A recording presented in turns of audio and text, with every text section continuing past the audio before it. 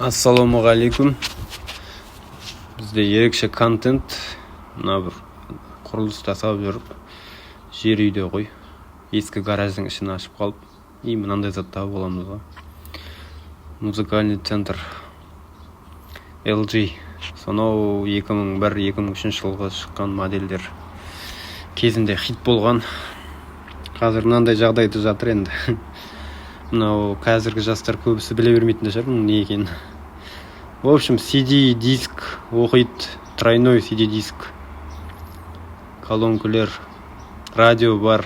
Wi-Fi мен Bluetooth ол замандарда болған жоқ. Кассета, AUX кабель болған екен. Істеп тұр. Осындай танығандар бар ма? Кімнің үйінде болды? Кезінде талай вечеринкелерді жандырған центр ғой бұл.